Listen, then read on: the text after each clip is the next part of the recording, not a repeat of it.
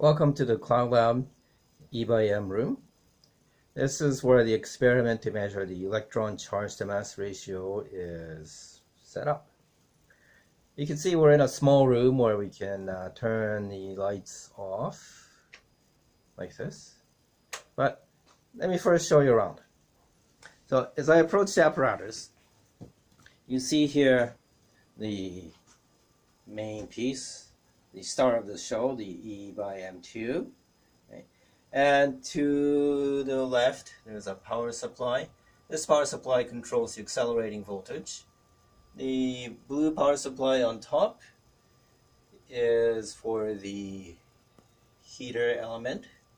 This is to get the electrons going.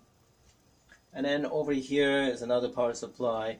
This supplies the current for the Helmholtz coil, which establishes the magnetic field. Okay. Continuing to the right, we have the computer, which runs the LabVIEW virtual instrument, and the Elvis unit here helps me control the heater power supply.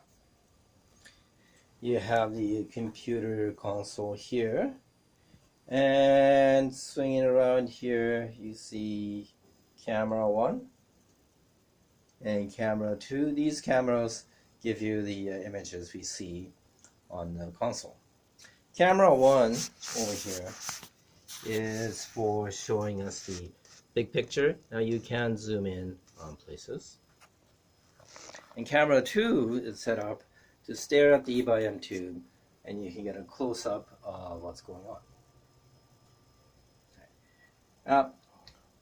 Over here at the lower level is the video server that allows us to see the video signals from the cameras, and tucked in behind it is the video switcher that allows us to switch between camera 1 and camera 2. Down here also are analog meters for monitoring the voltage and the current on the E/M system, although these values are available also through the LabVIEW console. Okay, so let me just take a moment to turn on the heater coil, and while that's warming up, let me just go to the lights, and now the room is dark. Okay, so you'll see here the glow in the dark. This is the E/M tube, and I think it's warm enough now. So if I were to turn on the accelerating voltage, you would see a little straight beam of electrons coming out. And then of course the idea is you're going to turn on the magnetic field as well. And then you get